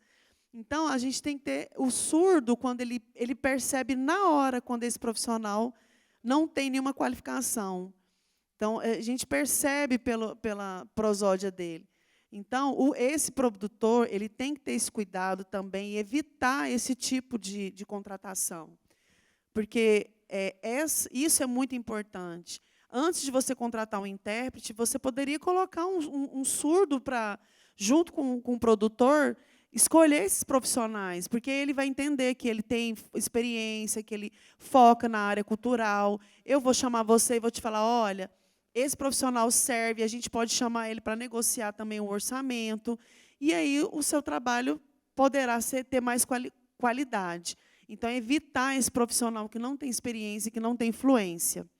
Uma segunda coisa, às vezes você tem um profissional muito experiente, já trabalhou em várias áreas culturais, às vezes, né, ele é fluente, ele tem essa experiência, você tem 2 profissionais. Então, o mercado de trabalho desses 2 profissionais, você vai discutir, vai ser nos valores, né? Então, às vezes, você chamando esse profissional surdo, ele pode avaliar para você se aqueles 2 intérpretes vão servir para trabalhar para você. Então, às vezes, esse profissional também, ele quer atrair a pessoa, vai falar, não, eu faço para você um valor mais baixo. Por quê? Às vezes, ele quer estar ali só para aparecer também, para ficar famoso. Ele está preocupado com a comunidade surda? Não. É muito diferente. Então, a empresa, quando ela vai fazer essa contratação, ela tem que pensar nesses vários aspectos. Qual profissional ele vai estar colocando ali também para fazer a área cultural? Gostei, Maísa. E é por aí mesmo. Eu queria fazer algumas provocações também, Alessandra e Maísa e todos aqui, que eu fui anotando na fala de vocês e nas perguntas da galera também, né?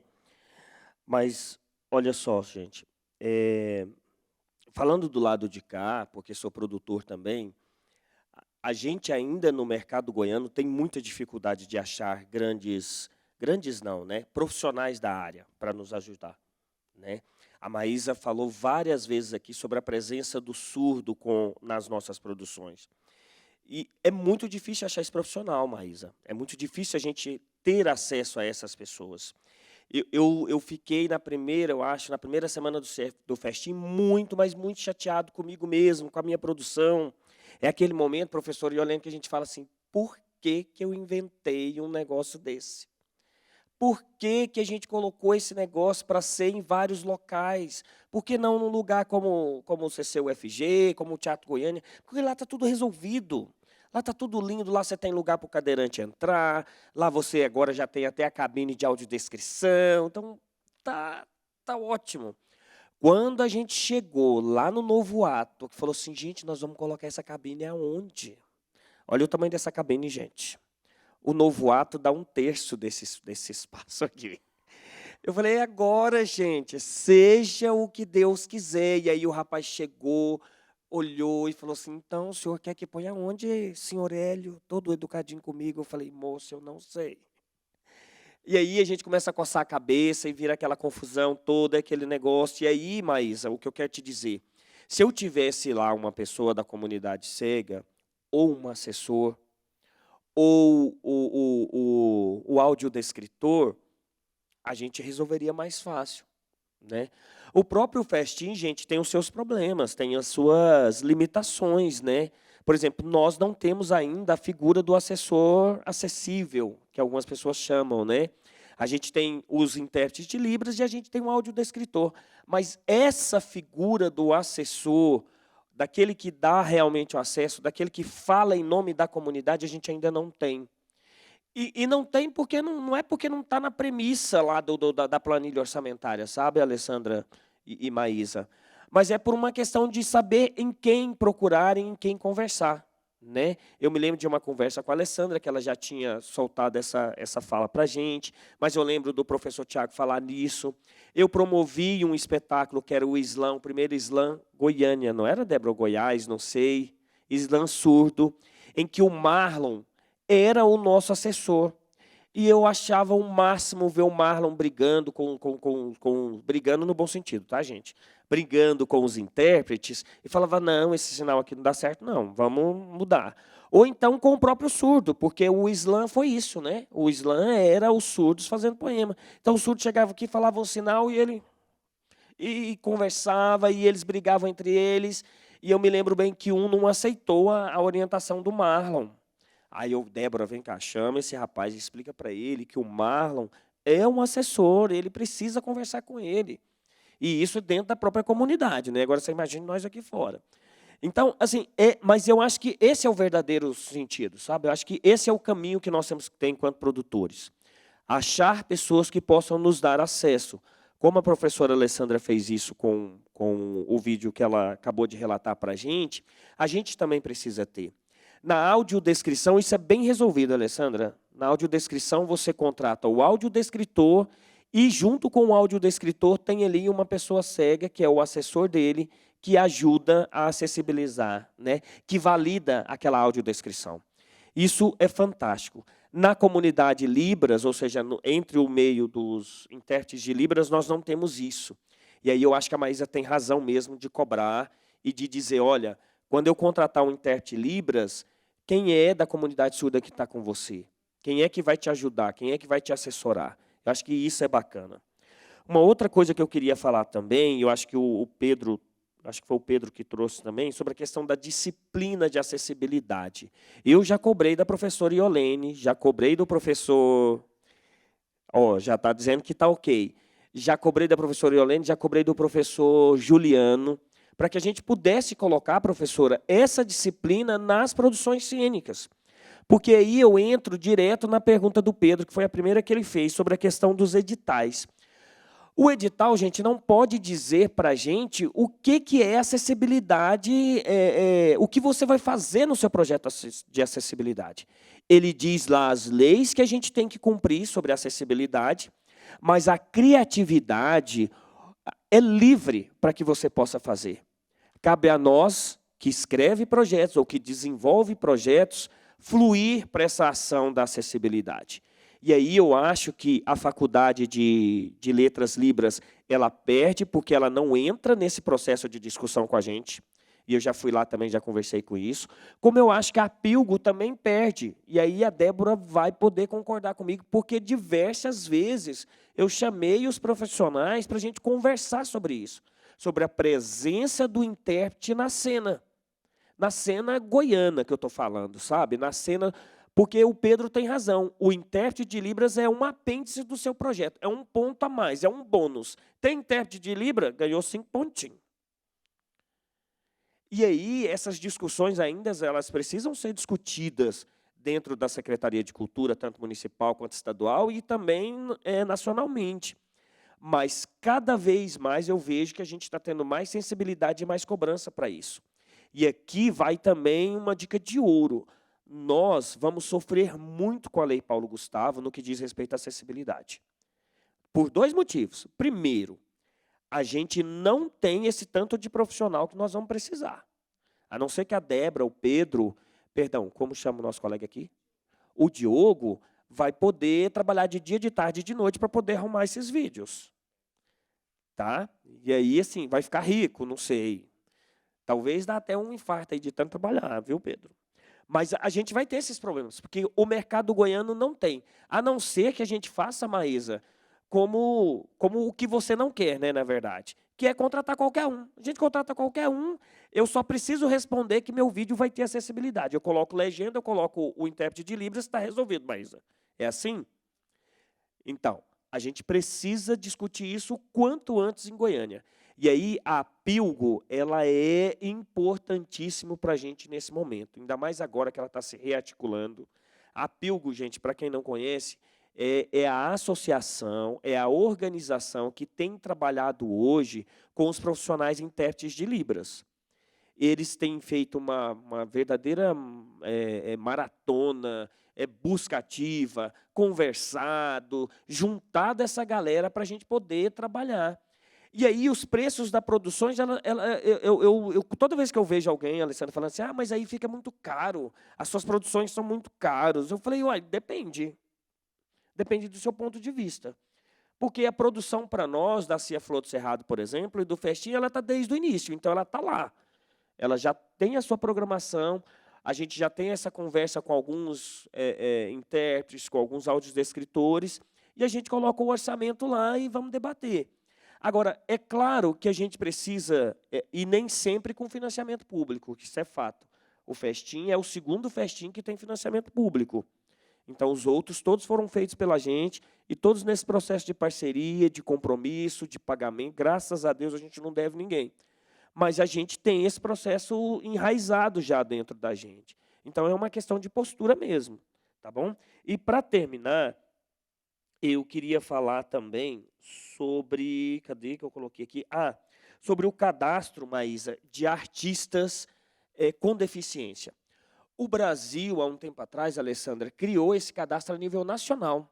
E eu acho que ele ainda, não sei com certeza, mas ele ainda existe. E quando eu fui para a Comissão Nacional dos Pontos de Cultura, a gente teve acesso a um ponto de cultura que é acessível, eles se identificam assim, ponto de cultura acessível, no estado do Rio de Janeiro. E eles criaram um ponto de cultura que toda ação cultural é acessível. E aí eles criaram esse cadastro a nível nacional. A ideia era o seguinte, que se você fosse para qualquer cidade e você quisesse uma artista com deficiência, seja ela qual for, você teria acesso lá. Então, eu quero contratar uma artista aqui em Goiás com deficiência. Aonde eu vou procurar? Onde eu vou achar? Eu quero contratar uma artista que saiba falar que saiba interpretação de Libras. Aonde que eu vou procurar? Eu quero contratar uma artista com neurodeficiência. E isso nós estamos falando para nós, produtores, não é? Se a gente vai fazer um projeto cultural, eu vou dar um exemplo muito simples, por exemplo. Eu queria muito que a próxima edição do Festim tivesse teatros para bebês. Aonde eu vou procurar? Quem discute teatro para bebê em Goiás hoje? Qual que é a companhia goiana hoje que faz espetáculos específicos para isso, para bebês? Pois é, do mesmo jeito que vocês estão agora, eu também fiquei. Porque a gente não tem. Aí a gente tem gente de Brasília, tem todo mundo dá notícia de gente de Brasília, gente de BH, de Minas, né, em casa. Eu falei, gente, mas não tem ninguém mesmo em Goiânia? Aí eu conversando com a professora Natácia, ela falou assim, não, tem eu. Eu falei, como assim, querida? A senhora discute isso, eu não estou sabendo. Tipo assim, né, pro meu susto. E ela teve aqui ontem com a turma dela, tem um grupo de pesquisa há mais de 10 anos em Goiânia, que estuda isso dentro da universidade. Mas a gente ainda é muito limitado, porque a gente não tem essa procura, porque a gente não tem isso. Então, eu acho que está passando da hora, Maísa, da gente começar a construir esse cadastro aqui. Todas as vezes que a gente fala de artistas, por exemplo, o Festim só teve, se eu não me engano, 2 ou 3 vezes em que a gente conseguiu trazer as pessoas com deficiência para dentro do palco, para dentro da programação. Porque o Festim ele tem um caráter que é de valorizar o trabalho, o produto goiano. E aí a gente fica procurando espetáculos, alguma coisa no sentido para a gente colocar, e aí a gente não consegue colocar. E é uma deficiência do Festim, mas também da produção local. Então, a gente precisa ter produtos também para esse grupo. E toda vez que eu pergunto, gente, não tem ninguém surdo que é artista? Aí a gente fala, não, tem um que é palhaço, tem a Maísa que trabalha com poemas, tem não sei quem, que parece que tem uma moça, né? Eu acho que é uma moça, não é, Débora? Uma criança, não sei, que agora... Parece que ela canta e... Ela teve também no slam, lembra? Do cabelinho... ela está aprendendo. Então, assim, e que vem se destacando e tal, e aí a gente fica procurando, Maísa. A gente quer, sim, trazer para a cena essas pessoas. Eu sei que, por exemplo, tem um pintor também com neurodeficiência em Goiânia também. Tem um cego que é fotógrafo, né? E aí a gente quer... não faz cara não. Tem um cego que é fotógrafo, que é goiano, inclusive, e as imagens dele são belíssimas. E eu acho que é muito amigo também do seu esposo, que é o Eric, que é quem acompanha ele e tal. Então, ele tem um trabalho muito bacana com fotos. Então, assim, são artistas e que estão na cena. E aí a gente vai pegar, por exemplo, a comunidade autista também, vai ter vários. Então, assim, a gente precisa ter um espaço, um lugar em que a gente pudesse cadastrar essas pessoas, ou convidar essas pessoas para cadastrar, para que a gente também pudesse ter um panorama, sabe, professora, desse grupo. Como, por exemplo, o grupo de dança de vocês, como o ENAI, como os outros grupos. Eu sei que, por exemplo, o Basileu também tem um grupo lá dentro. Não é isso, professora Yolene? Tem um grupinho lá dentro com várias áreas também e tal. A Vila São José Bento Cotolengo, né, que tem a banda Inclusiva Luar, tem um grupo de dança lá dentro também, que a professora também me falou que eu tive lá. Então, é essa busca que eu estou falando e que a gente precisa ir se organizando da melhor forma possível e que precisa também a gente debater mais vezes, mais contatos, mais gente. A impressão que às vezes eu tenho é que a gente fala para nós mesmos. Mas ontem eu percebi que não. Eu acho que tem hora que a gente consegue explodir essa bolha e sair. Ontem eu tive a certeza disso, quando vários professores, nas redes sociais do Festim e da minha companhia Ceia Flor do Cerrado, foram lá e elogiaram a iniciativa e falaram da iniciativa. Vários surdos entrando no nosso Instagram, conversando com a gente, mandando... E você sabe que é surdo porque quando você vai lá como é que a gente chama isso, Zé? Na bio dele, né? E aí ele se identifica assim. Então, para a gente da CIA, a gente está até hoje respondendo essas questões, porque a gente está no festival, então a gente não está conseguindo. Mas é a maravilha que é você extrapolar essa bolha, sabe? E quando eu falei para vocês que eu estava muito chateado, e a última coisa que eu quero falar é porque, às vezes, eu acho, e aqui é uma crítica para todos nós, às vezes eu acho que a gente quer algum tipo de reserva de mercado, sabe, Maísa? Quando a gente vai em alguma associação, por exemplo, surda, ou quando a gente vai numa comunidade, numa associação que trabalha com o pessoal cego, a gente tenta expor o nosso projeto, a gente tenta explicar o nosso projeto, e às vezes a gente é ignorado por essas pessoas que poderiam facilitar a vida da gente, como simplesmente passar um recado. Eu acho que nem eu, nem você, Alessandra, nem você, Maísa, tem o direito de negar a informação para as pessoas, ou não repassar a informação. Se chegou na associação, eu acho que a gente tem que dar o direito da comunidade surda, ou da pessoa surda, ou do aluno surdo, de saber que existe aquilo ali. E ir ou não. E aqui tem algumas associações, infelizmente, em Goiânia, que ela trava a informação. Então, eu, Hélio, não consigo ir lá na comunidade, na sua associação, e falar com as crianças. Porque, realmente, eu não sei Libras. Então, eu não posso ir lá. E também não vou ficar lá na porta soltando um panfletinho, que eu também não sei se vai ser a mesma coisa. Mas você, Alessandra, pode. Você, Maísa, lá como é que chama lá, Débora? Onde ela trabalha? Na central de intérpretes, e outros grupos que eu fui atrás e recebi negativa de simplesmente, não, a gente não quer, não tem tempo. Eu falei, mas a senhora pelo menos divulgou? Aí ela, não sei, eu vou ver aqui com a minha equipe. E até hoje eu estou esperando ela ver com a equipe. Então, eu queria muito que a gente pudesse prestar atenção nisso também, sabe? Que a gente, enquanto produtores, pudesse ir a esses locais, conversar com essas pessoas com antecedência, tentar mostrar o projeto. E eu fiz esse caminho, sabe? Eu tenho a plena consciência de que eu fiz esse caminho, mas que a gente não pode fazer reserva de mercado. Deixe com que essas pessoas, respeitem, né, principalmente essas pessoas, né, deixem que elas também façam as escolhas delas e que a gente, enquanto, sei lá, normais, a gente não pode guardar a informação ou coisa parecida, tá bom? Eu sei que eu provoquei a senhora, provoquei a Maísa, e eu gostaria de passar para vocês, e aí a gente vai finalizando, tá bom, gente? Parece mais alguém queria falar alguma coisa ali no público, não? Ah, você quer falar? Pode. Pode ser a professora Alessandra primeiro? Sim, ok. Primeiro eu que vou te provocar, essa palavra normais aí a gente tem que repensar. Mas essa questão da divulgação é um ponto muito interessante e eu te entendo e também vou dar como diz, um local de fala que também nos chega bastante.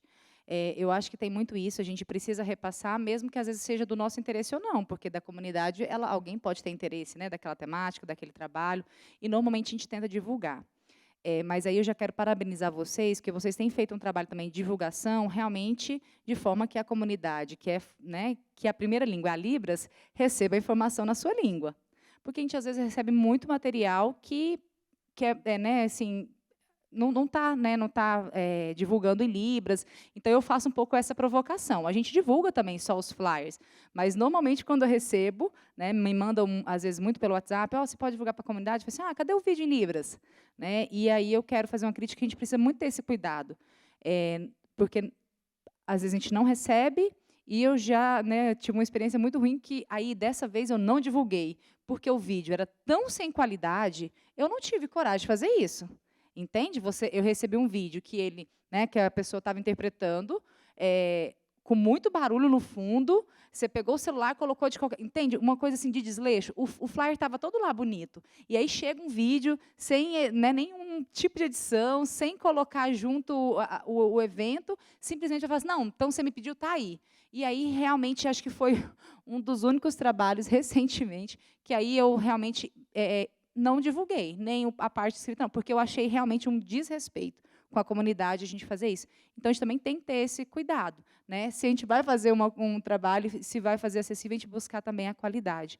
Então, eu quero parabenizar muito vocês, Hélio, né, e na sua figura, porque eu sei que tem uma equipe aí também por trás, por essa iniciativa. Porque você muitas vezes fala, eu sei que tem problema, eu sei que não deu certo, né? Mas esse lugar da tentativa de iniciar esse trabalho, né, de qualquer um dos espetáculos que vocês estão disponibilizando, as pessoas poderem ir, é um ponto muito relevante, né, e que realmente merece louvores aí do seu trabalho, né, que a gente possa ampliar isso para outros trabalhos, né? Fazer essa discussão, né? Parar para pensar essas questões e provocar outras pessoas também é uma questão muito importante. Então, assim, ao mesmo tempo, né, te faço essa provocação, mas também te dou, né, parabenizo por essa trajetória de você estar buscando. E é isso, é no caminho que a gente vai conseguindo qualificar, né, e acessar outras coisas, e acho que a gente consegue realmente avançar aí e construir um espaço acessível, né, cultural para qualquer pessoa.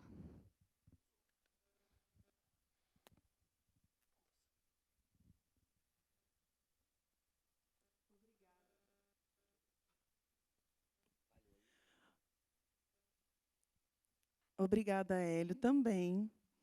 Eu te parabenizo pelo seu trabalho, pela sua preocupação, pela acessibilidade com as pessoas com deficiência, com surdos. Você buscar todos esses profissionais. Eu estou muito emocionada com as suas falas, também com a Alessandra, com a experiência dela. Eu estou admirada também, Alessandra, pela sua experiência. Parabenizo essa mesa hoje. E eu quero que todos entendam que você me colocando aqui como surda na sua mesa, as pessoas vão valorizar, vão pensar, nossa, tem um surdo ali, né, com direito de fala. E eu agradeço muito pela sua preocupação. Gente, então, vamos dar... perdão, tem a nossa colega da Pilgo. Vem cá, colega.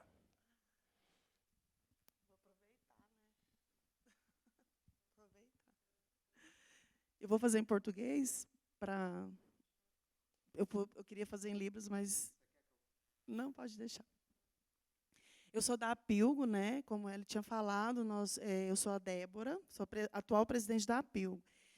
Como eu sou CODA também, CODA são filhos ouvintes de pais surdos, então eu cresci nessa comunidade, está enraizado dentro de mim. Então, eu tenho uma grande preocupação, sim, com os surdos, com a acessibilidade, com valorizar também esses surdos que estão aí, como artista, como professor, como qualquer profissão que eles hoje têm a liberdade de escolher, porque eles não tinham essa escolha. Hoje eles escolhem aonde eles querem estar. A Pilgo, recentemente, está trabalhando, realmente, ela ficou parada há muito tempo. Hoje a gente acionou a Pilgo para que ela se desenvolva cada vez mais, que a gente possa ser essa referência dentro da acessibilidade.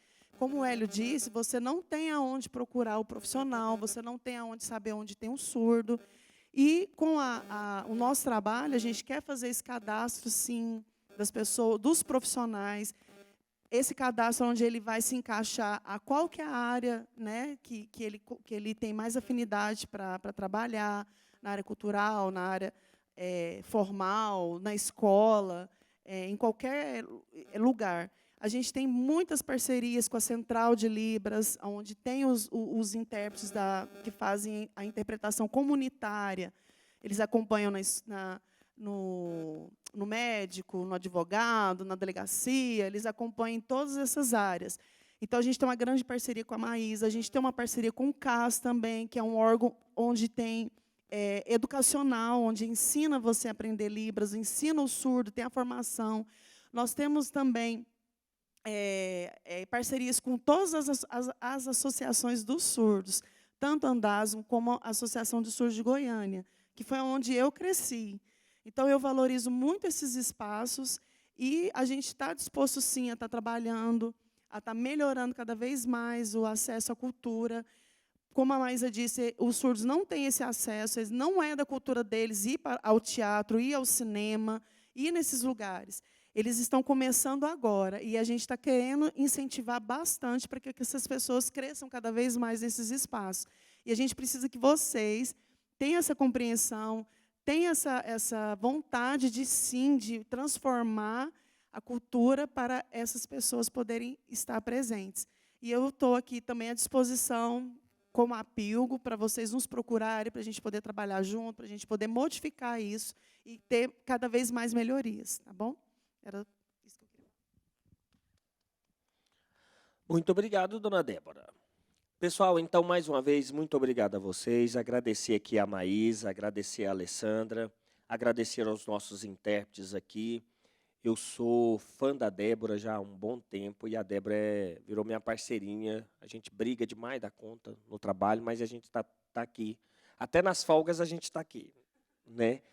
E eu sou testemunho do compromisso que a Débora tem com a acessibilidade, né? Nós trabalhamos lá na Secretaria Municipal de Educação e, desde o início, a Débora foi uma das que briga pela questão da interpretação, pela questão do espaço, pela questão da informação correta. E ela e todos os colegas dela que estão lá, eles já fecharam até os braços para falar, desse jeito nós não grava. Falei, tá certinho, colega, vamos para a briga. E isso foi muito bom, porque a gente mudou realmente o ritmo de trabalho da nossa secretaria, dos nossos trabalhos e dos produtos que a gente entrega. Então, Débora, parabéns, obrigado mais uma vez pela parceria. Eu quero agradecer também a professora Iolene e todos os alunos e professores lá do Basileu, do curso de produção cênica. Agradecer a todos que estão aqui. E um muito obrigado para vocês e dizer também para vocês seguirem a programação do Festim, porque o Festim não acabou, tá bom, gente? Tem hoje à tarde e amanhã também tem Festim. Muito obrigado. Até mais, gente.